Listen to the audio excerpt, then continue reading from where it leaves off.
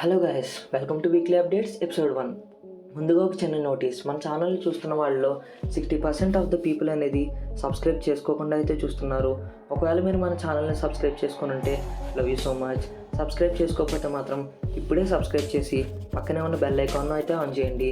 దీనివల్ల నేను పెట్టే ప్రతి వీడియో నోటిఫికేషన్ ముందుగా మీకైతే వస్తుంది.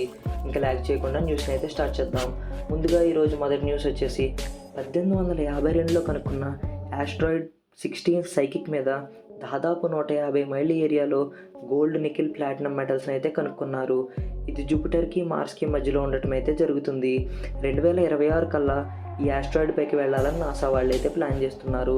వెళ్ళి అక్కడ గోల్డ్, నికెల్, ప్లాటినంని మైనింగ్ చేసి స్పేస్ షటిల్స్ ద్వారా భూమి మీదకి తేవాలని చెప్పేసి అయితే వీళ్ళు అనుకుంటున్నారు. ఒకవేళ ఇదే కనుక జరిగితే హెవీ గోల్డ్ ఇన్ఫ్లేషన్ వల్ల దాదాపు 60,000 ఉన్న గోల్డ్ రేట్ 600కే పడిపోవచ్చు. దీనివల్ల చాలా ఇబ్బందులు వస్తాయి. ఇంకా నెక్స్ట్ న్యూస్ వచ్చేసి ప్రాజెక్ట్ పునర్జీవ. ఈ ప్రాజెక్ట్ పునర్జీవ అనేది నాకు చాలా నచ్చిన ప్రాజెక్ట్. నేను పర్సనల్గా సపోర్ట్ చేసే ప్రాజెక్ట్ కూడా. ఈ ప్రాజెక్ట్ పునర్జీవాన్ని టార్చ్ ఫౌండర్ అయిన అరవింద్ గారు లీడ్ చేస్తూ అయితే స్టార్ట్ చేస్తున్నారు.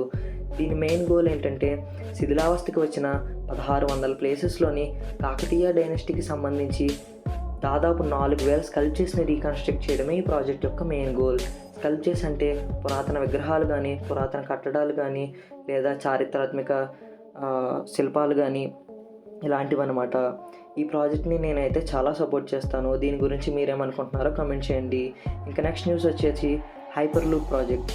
అసలు ఈ హైపర్ లూప్ అంటే ఏంటంటే యూజువల్గా మన ట్రైన్ స్పీడ్ని ఎఫెక్ట్ చేసేది విండ్. కానీ ఈ హైపర్ లూప్లో ఏంటంటే క్లోజ్డ్ సర్ఫేస్ అండ్ ఎయిర్ అనేది ఉండదు, కేవలం ఫ్రీ స్పేస్ మాత్రమే ఉంటుంది. దీనివల్ల ట్రైన్ స్పీడ్ అనేది దాదాపు 50 to 60% పెరుగుతుందని చెప్పి రైల్వే వాళ్ళు అయితే చెప్తున్నారు. ఈ ప్రాజెక్ట్ని సెంట్రల్ రైల్వే వాళ్ళు అండ్ అలాగే ఐఐటి మద్రాస్ వాళ్ళు కలిపి దీన్ని అయితే స్టార్ట్ చేశారు. ప్రస్తుతానికి ఈ ప్రాజెక్ట్లో ఉన్న అప్డేట్ ఏంటంటే ముంబై నుంచి పూణే రూట్ అయితే సక్సెస్ఫుల్గా ఈ ప్రాజెక్ట్ అయితే కంప్లీట్ చేశారు. సో దీనివల్ల ముంబై నుంచి పూణే కేవలం 25 నిమిషాల్లోనే చేరుకోవచ్చు అని చెప్పి రైల్వే వాళ్ళు అయితే చెప్తున్నారు.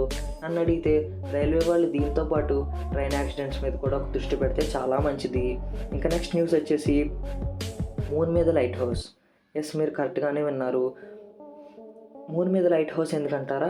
నాసా వాళ్ళు మూన్ మీద లైట్ హౌస్ పెట్టడానికి అయితే ప్లాన్ చేస్తున్నారు. దీనివల్ల ఏంటంటే అక్కడికి వెళ్ళి వచ్చే స్పేస్ షటిల్స్కి చాలా ఉపయోగపడుతుందని చెప్పి నాసా వాళ్ళు అయితే చెప్తున్నారు. వన్స్ ఈ లైట్ హౌస్ని మూన్ మీద ఇన్స్టాల్ చేసిన తర్వాత అక్కడ లోకల్గా ఒక పబ్లిక్ నెట్వర్క్ని ఏర్పాటు చేసి అక్కడి నుంచి దీన్ని కంట్రోల్ చేస్తామని అయితే చెప్తున్నారు. దీనికోసం ఆల్రెడీ LS1ని టెస్టింగ్ అయితే చేస్తున్నారు. ఇంకొక 3-4 ఇయర్స్లో ఈ ప్రాజెక్ట్ని పూర్తి స్థాయిలో మొదలు పెడతామని చెప్పి వాళ్ళు అయితే చెప్తున్నారు. ఇంకా నెక్స్ట్ న్యూస్ వచ్చేసి మళ్ళీ మూన్ గురించే. ఇంటర్నేషనల్ స్పేస్ ఏజెన్సీ వాళ్ళు మూన్ మీద ఒక లైఫ్ బ్యాంక్ని ఏర్పాటు చేయాలని చెప్పేసి వాళ్ళు అనుకుంటున్నారు. ఈ లైఫ్ బ్యాంక్ అంటే ఏంటంటే అంతరించిపోయిన జీవరాశుల యొక్క కణాలు ఈ లైఫ్ బ్యాంక్లో అయితే ఉంటాయన్నమాట. వీటిలో భాగంగా DNAలు, సీడ్స్లు లాంటివి వస్తాయి. వీటిని లిక్విడ్ నైట్రోజన్లో మూన్ మీదకి తీసుకువెళ్తారు. అక్కడ మనకు తెలిసిందే కదా, దాదాపు -190 నుంచి 230 డిగ్రీల సెంటిగ్రేడ్ అయితే ఉంటుంది. సో దీనివల్ల అవి అక్కడ పాడవకుండా ఉంటాయని చెప్పేసి వీళ్ళు అయితే నమ్ముతున్నారు. ఇంకా నెక్స్ట్ న్యూస్ వచ్చేసి ఈ మధ్యన ఇంటర్నెట్లో మనకి బాగా వినిపిస్తున్న మాట డార్క్ టూరిజం. అసలు ఈ డార్క్ టూరిజం అనే మాట ఎలా వచ్చిందంటే రీసెంట్గా కేరళలో వయనాడులో జరిగిన న్యాచురల్ డిజాస్టర్స్ గురించి మీ అందరికీ తెలిసిందే. దాదాపు 120 మంది పైనే చనిపోయారు. అలాగే వందలాది మంది అక్కడ చిక్కుకున్నారు. దీంతో పోలీసులు, మిలిటరీ వాళ్ళు అక్కడ రెస్క్యూ ఆపరేషన్ నిర్వహించి వాళ్ళని అయితే కాపాడడం జరిగింది.